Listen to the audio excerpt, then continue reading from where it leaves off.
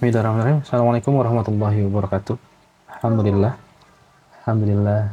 Rabbil alamin wa bihi nasta'in ala umuri dunya waddin. Wassalatu wassalamu ala asrafil anbiya'i wal mursalin wa ala alihi wa ashabihi wa man tabi'ahum bi ihsanin ila yaumiddin amma ba'du. Faqad qala Allah Ta'ala fi kitabihil karim a'udzu billahi minasyaitonir rajim. Bismillahirrahmanirrahim. يا أيها الذين آمنوا اتقوا الله حق تقاته ولا تموتن إلا وأنتم مسلمون فقال رسول الله صلى الله عليه وسلم خيركم من تعلم القرآن وعلمه صدق الله العظيم وصدق الرسول. Baik, alhamdulillah segala puja-puji hanya milik Allah Subhanahu wa taala. Shalawat dan salam kepada uswah kita baginda Nabi besar Muhammad sallallahu alaihi wasallam. Ya kawan-kawan, Tahsinul Tilawatil Quran SMK Negeri 17 ya. Yang kemarin kita berkumpul di SDIT Al-Ghifari ya beberapa waktu yang lalu ya sebelum Ramadan, itu kan dipilih beberapa orang dan itu nantinya membantu saya untuk sama-sama mendalami bacaan dari kawan-kawan yang lain ya, dari kelas yang nggak intensif melakukan kegiatan tahsin gitu ya. Nah, sebelumnya kan kita sudah belajar tentang ini ya, lahnul ya, al-lahn. Ada lahn jali wal lahn khafi gitu ya, lahnul jali dan lahn khafi gitu ya. Oke, langsung ke sini ya. Ini singkat saja karena sebelumnya kan kita sudah pernah bertemu membahas tentang ini ya. Jadi nanti kawan-kawan bisa langsung di-pause aja. Di-pause di mana posisi ketika dibutuhkan ya. Saya ulang atau review sebentar aja 5 menit aja, sekedar 5 menit untuk mengulang kembali bahwa salah satu alasan kenapa kita harus belajar tahsin adalah menghindari yang namanya kesalahan. Nah, kesalahan itu ada dua, ada kesalahan jali dan kesalahan khafi. Nah, kesalahan jali adalah kesalahan atau kondisi di mana nih jali itu besar ya, kalau secara bahasa artinya besar, kesalahan yang besar. Kesalahan yang terdapat dalam lafaz dan mempengaruhi tata cara bacaan, baik merubah arti ataupun tidak merubah arti. Nah, kesalahan ini merupakan kesalahan yang bisa merusak arti dari kalimat. Ya, dinamakan kesalahan besar karena kesalahan ini diketahui oleh ulama qiraah maupun orang awam.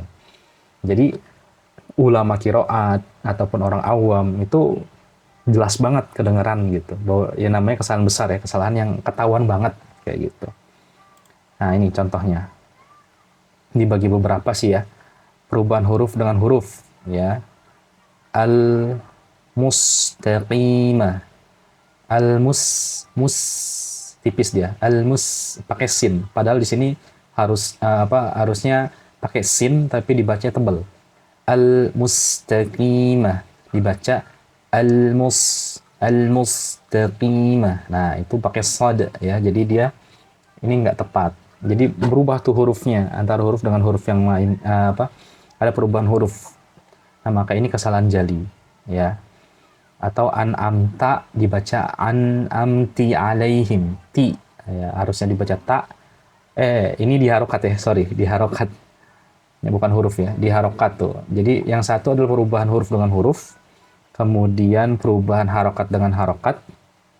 Ya tadi an'amta dijadiin an'amti, robbu dijadiin robbi. Nah, itu juga kesalahan jali, kesalahan yang besar ya, yang bisa merubah arti. Dan dalam sholat ketika rukun, khususnya kita kan fokus kepada surat Al-Fatihah ya. Ya, dan kalau sholat itu Al-Fatihah, kalau guru fikih saya menekankan di Al-Fatihahnya dan di tahiyat ya, bacaan tahiyat tuh ya, at-tahiyyatul mubarakatus salawatut dan seterusnya. Nah, itu juga ditekankan banget untuk tidak sampai melakukan al-lahnul jali karena dia bisa bahkan merusak sholatnya gitu, karena rukun ya. Karena ya ketika kita memahami bahwa Al-Fatihah dan tahiyat ya termasuk sholawatnya ya, tahiyat awal tahiyat akhir merupakan rukun dalam sholat ya, maka bacaannya maka itu tidak boleh sampai ada kesalahan jali gitu ya. Jadi, nah ini lanjutannya ya, penambahan huruf, penghilangan tasydid, penambahan tasydid, penghilangan bacaan panjang, al-kitabu. Itu salah tuh, harusnya al-kitabu. Al-kitabu dibaca al-kitabu. Nah, itu juga salah. Salah besar ya, itu sampai bisa merubah arti. Yang kemudian ya, yang kedua adalah pengertian al-lahnul khafi. Ini tegang banget ya. Kalau ketemu kayak nggak setegang ini. Tapi nggak apa-apa. Al-lahnul khafi itu adalah kesalahan yang kecil, kesalahan yang dia tidak sampai merubah arti ya. Nah, kesalahan ini biasanya diketahui atau yang tahu ketika ada orang melakukan kesalahan khafi, itu biasanya ulama-ulama qiraat gitu. Atau yang mendalami ilmu tajwid, ilmu tahsin. Nah, maka paham tuh bahwa ada kesalahan-kesalahan ini. Nah, kalau misalnya awam, kebanyakan atau teman-teman yang belum belajar atau mendalami ilmu tajwid, biasanya nggak ngeh. Kalau orang Betawi bilang nggak ngeh, nggak nyadar, nggak sadar bahwa itu adalah merupakan kesalahan. Seperti itu ya. Nah, ini tidak sempurna dalam mengucapkan dhammah ya, wanudu dibacanya wamodo misalnya gitu ya. Kemudian tidak sempurna dalam mengucapkan kasroh, sabilih, sabilih dibaca sabileh. Nah, gitu. Kecuali nanti memang ada huruf-huruf atau ayat-ayat tertentu ya yang memang dia harus dibelokkan bacanya. Tapi kalau secara umum ya kasroh dibacanya i gitu ya. Dibaca i, suara lafaznya i gitu, bukan e. Ya, tidak sempurna dalam mengucapkan fathah. Al-batilah, al-batilu dibaca al-batilu, bo, harusnya ba, bukan bo. Jadi kurang terbuka rongganya. Nah, ini juga kesalahan khafi.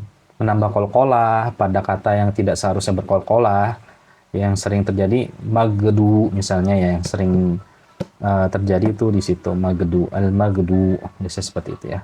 Nah, itu juga kesalahan khafi. Dia tidak sampai merubah arti dan tidak sampai membatalkan sholat ya, tidak haram ya. Hukumnya yang kami ketahui sampai ke tingkatan makruh. Itu ya. Mengurangi bacaan gunnah.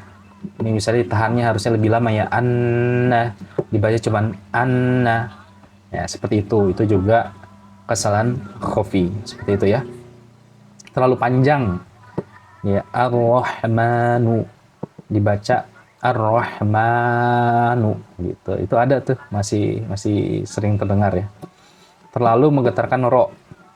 Ad-dukur. Nah, r-nya tuh takrirnya terlalu banyak seperti itu ya. Nah, itu juga merupakan kesalahan khafi. Seperti itu ya. Itu kemarin kita sudah bahas itu. Nah, kemudian kawan-kawan yang rahmati Allah Subhanahu wa taala, pembahasan kita selanjutnya adalah